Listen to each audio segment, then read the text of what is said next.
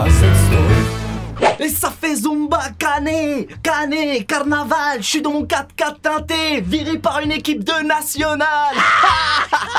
La chou Marseille, une fois de plus, c'est l'humiliation pour cette équipe de merde. Tu mets le ton, John, qu'on fait des sardines parties au prix que ça coûte le football. On n'allait pas se priver quand même. Non, vraiment, là, cette fois, on peut dire que ça sent le roussillon. Ah, t'as capté le jeu de mots, hein, c'est cool. Attends, j'en ai un autre. Cette fois, on peut vraiment dire que l'OM nous a bien fait ricaner.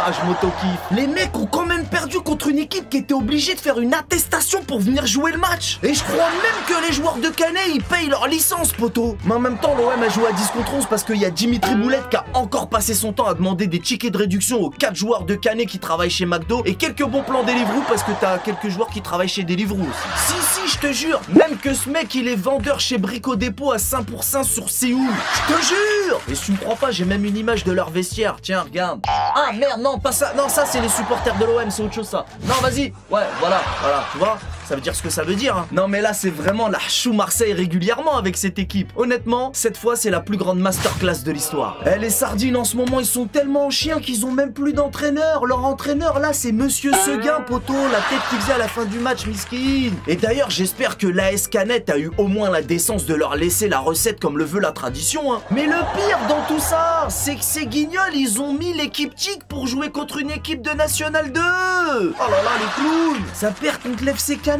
et ça veut gagner la Ligue des Champions, voyons. L'OM avec la corruption et l'OM sans corruption. Cette équipe n'a même pas son écusson sur Google. Normalement, tu poses n'importe quelle question à Google, ils sont plus rapides que l'éclair pour te répondre. Même moi, pour faire mon live, j'ai dû embaucher un détective privé pour retrouver leur logo, poteau. À jamais les premiers dans la clownerie. Dès le début du match, je savais que j'allais passer une soirée exceptionnelle. Quand j'ai vu le coup franc que leur a mis le facteur, le moins qu'on puisse dire, c'est que la lettre est bien rentrée dans la boîte aux lettres, hein. Ah, honnêtement, je commence à culpabiliser de me foutre de la gueule des sardines parce que ces joueurs-là sont même pas capables de lire les adresses correctement. Je crois même qu'ils sont pas fichus de coller les timbres du bon côté, poteau. Alors un peu de respect pour les facteurs quand même. Tu sais, à chaque fois en Coupe de France, t'as des petits clubs qui font des résultats contre des grands clubs. C'est un peu la magie de la Coupe de France, tu vois. Mais là, c'était pas de la magie. Là, les sardines ont joué comme des coiffeurs. Parce que si ça, c'est de la magie, les joueurs de l'OM sont carrément les plus grands magiciens de la galaxie, poteau. À chaque fois, ils réalisent des tours exceptionnels, j'en perds mes mots. Théma, ça là, c'est la plus belle action de l'OM. Moi, quand je vois ça, je me demande qui sont les amateurs. Non mais franchement, pour de vrai. Dis-moi dans l'espace commentaire qui sont les amateurs, mais sans blague, pour de vrai. Comment ils ont pu faire signer ce mec? Je sais pas. Et Dimitri Boulette, à la fin du match, il a dit: je comprends pas, d'habitude c'est moi qui les bois les canettes.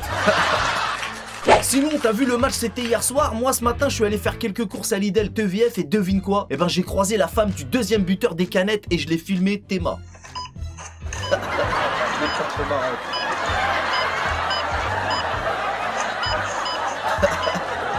Ah ouais, ça fait les courses fort, ça y est. Ah, il y en a, ils sont contents.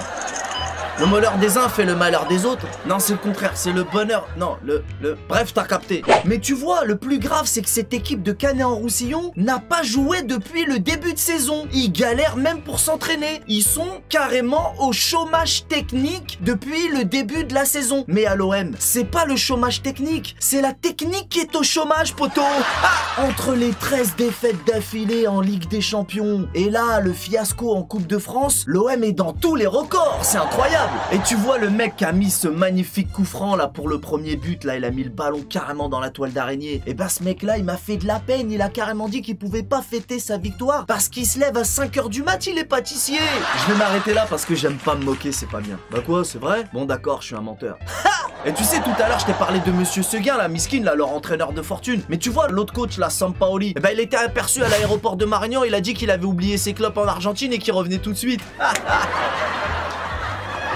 Non, j'ai dit que j'arrêtais de me moquer. Par contre, si Sampaoli donc revient d'Argentine, ce qui est vraiment pas sûr, hein, je préfère vous prévenir, n'espérez rien parce que à mon avis, il reviendra pas. Et ben s'il revient, voilà ce qu'il va faire lors du premier entraînement, hein, dès qu'il va arriver une chacun dans la gueule. Je te le dis tout de suite. Donc voilà, je vais m'arrêter là avant de vous quitter. Petite réponse à toutes les personnes qui disent: oui, t'es amoureux de l'OM, tu parles tout le temps de nous, poteau. Vous avez bien le syndrome de Stockholm puisque vous êtes amoureux de vos bourreaux. Le PSG, forcément, ça fait 10 ans qu'on vous pète vos gueules et vous faites des feux d'artifice au Vieux-Port quand on perd. Donc vous avez le syndrome de Stockholm envers le PSG. Moi je suis amoureux de mes bouffons. Vous êtes mes bouffons. Le football, comme je te l'ai dit, ça coûte cher. Heureusement que vous êtes là pour nous divertir. Ah bah oui, le football ça reste avant tout un divertissement. Et vous êtes les professionnels en termes de divertissement. Moi j'essaye, t'as vu, d'être rigolo. Je fais de mon mieux, mais j'ai encore beaucoup à apprendre de vous. Parce que les pépites de l'OM c'est quelque chose quand même. Merci les potos. Je vous laisse, je vous dis à bientôt. On connaît les bails. Salut!